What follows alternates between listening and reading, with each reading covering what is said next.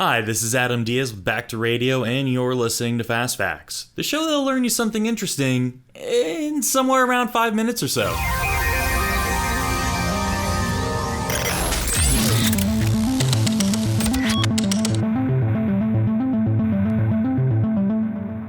Woo! We survived the move. I'm a homeowner now, and instead of producing the show on my coffee table, I have a whole room and home studio. But being a homeowner means that I have house people stuff to do, like sit on the couch and survey the boxes that make up my entire being, all while ignoring the palpable existential crisis brewing in my head. Feels exactly how I thought it would. But that is old business, and it is the time for new business, and new business is 5 times corporate mascot video games, or Advergames, got it right. One of my favorite games is Cool Spot by Virgin Games for the Sega Genesis and SNES. I rank it right up there with Sonic 2 as one of my favorite games on the Genesis. I even have it on my phone still with an emulator. It's an awesome game, and I've been thinking about it a lot really, because with my son coming along here, I've gotten all sentimental and wondering what games he'll like, what we'll play together, all that sappy dad stuff. So I figured, why not do an episode of my show on games? But specifically games like Cool Spot. Cool Spot, for the uninitiated, was a platform game that launched in 1993 starring the Weekend at Bernie's-esque mascot of 7-Up.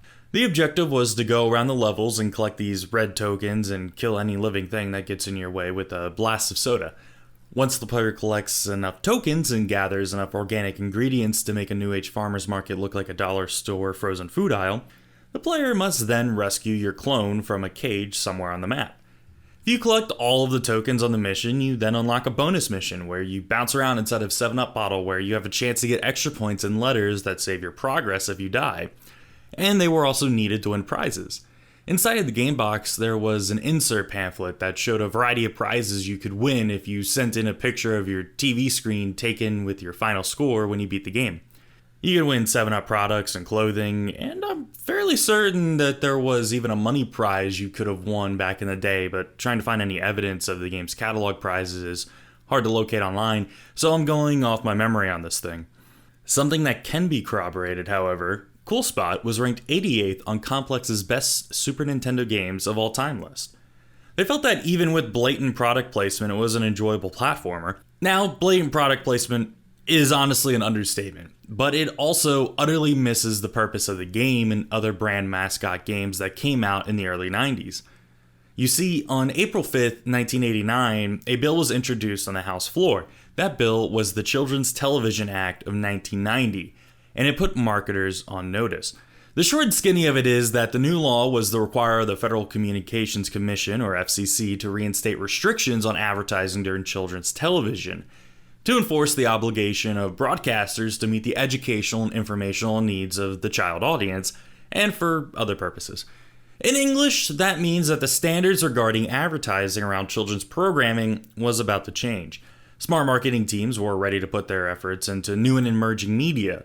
Why work around the new limit of 10.5 minutes of advertising per hour during Saturday morning cartoons when you could just turn your corporate mascot into the child's whole reason for being in front of the TV?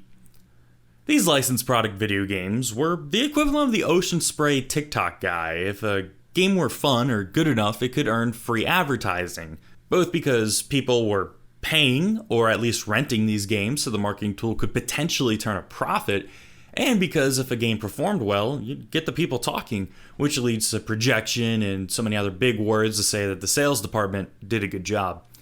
A good job like the developers over at Kaneko did when they made Chester Cheetah Too Cool to Fool. Releasing holiday season 1992, the platform game starring Chester Cheetah, the Cheetos mascot, claimed to be the fastest, most radical game around.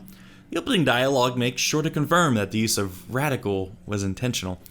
Chester Cheetah here. I'm righteous kitty from the heart of Hip City, but right now I'm being held against my will in a Four Corners zoo like Squaresville. I just don't dig this bonus gig. Now, I don't know about you, but that copy just screams, I know my audience. How do you do, fellow kids? Cheesiness aside, pun intended, the game was pretty fun. It had power-ups that made you jam out on a guitar and pull a Marty McFly. It was super colorful. A solid game that may not have particularly been anything special, but for it being a corporate mascot game, the next game is MC Kids. You see, McDonald's is everywhere. It's a fact of life, so why wouldn't McDonald's be on this list or on your NES?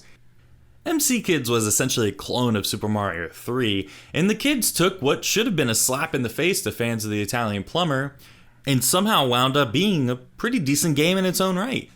Which, when you learn that the game was created by 4 people in 8 months, makes that feat that much more impressive. And before you take away marks, because the game designers used Super Mario as a base to build from, know that a lot of games did the same thing. Off the top of my head, Kirby's Dream Land is a perfect example of a beloved franchise and character that can thank Super Mario for providing the template for success. Now recall I mentioned the Children's Television Act of 1990 earlier, and so far, all of these games are from the early 90s. Well, thanks to things like Moore's Law, we're about to break the trend of paying $50 for ads disguised as video games and venture into the territory of free corporate sponsored games.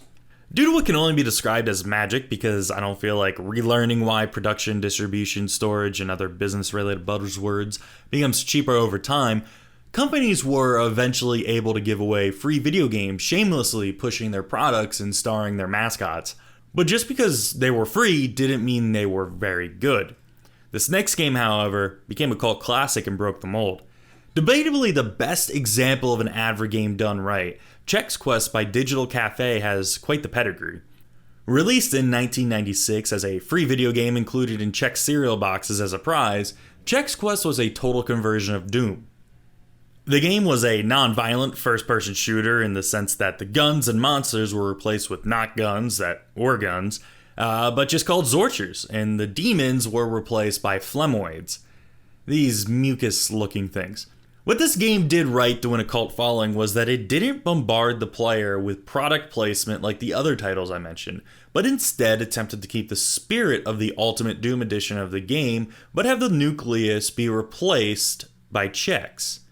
As an example of what I mean, where in Cool Spot your Life Pickup was a floating 7-Up logo, the Life Pickup in Chex Quest was a full balanced breakfast, not even a Chex box. Chex Man was the playable character, there were posters for Chex placed tastefully throughout the levels, and the intro cutscene had a strong focus on the brand, but it wasn't unbearable. The decision to focus on enjoyable experience first and foremost worked wonders for Chex cereal. Boxes that offered the game flew off the shelves and the cereal saw an explosion in sales. Both the Effie Awards and Reggie Awards recognized the marketing prowess of this game by awarding Chex Quest a Golden Effie in '96 and a Golden Reggie in '98. I mentioned the cult following of this game, and that is with due reason. To this day, people are still making and releasing mods for this game. And there was such a demand for a sequel that in 2008, General Mills provided one for free. In 2019, the entire trilogy was re-released, and General Mills even made a mini documentary for YouTube. The last game to make our list of memorable advertainment is actually a series of 3 games dubbed the King Games. Pocket Bike Racer, Big Bumpin', and Sneak King. These 3 titles were developed by a division of Blitz Games specialized in movie or show games for the likes of Nickelodeon and Disney.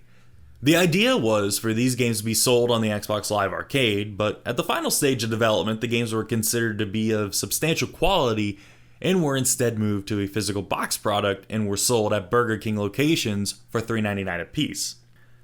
BK ran promotions where the games would also be available as prizes at a reduced price or even included in combo meals. Now, I have some pretty fond memories of playing Big Bumpin' and Pocket Bike Racers with the boys back in the day, revered on the same level as Halo 3 custom games. Sneak King especially was better than it had any right to be. The mechanics were great, the theme was fun, and tied into the TV spots BK was running at the time of release back in 2006. And it had replayability, which is very important for a single-player title. There isn't really much more to say, so please go on and enjoy this remix.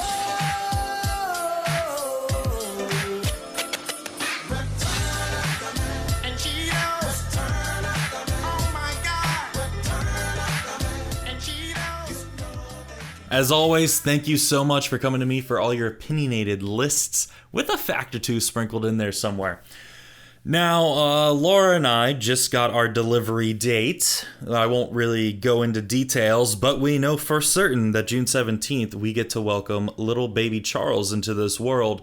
So there might be an extended absence in the near future. In the meantime, though, feel free to please go back and re-listen to the catalog. We can definitely use the viewer numbers to bump up. We've hit 1,000 listeners, which is fantastic, and I appreciate every single one of you so much. It's a huge milestone to hit that within 1 year. I know I wanted to put out 40 episodes by the anniversary date. That didn't happen, sadly, with the move and things I had to do with the house.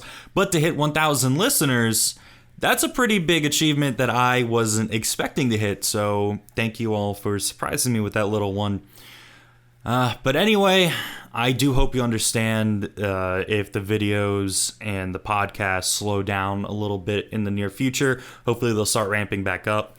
The studio is pretty much complete at this point in time, so whenever I do have free time, I can, really pump out the live streams, the videos, and recordings in a much easier way than I could have ever done before, being in the living room and the coffee table.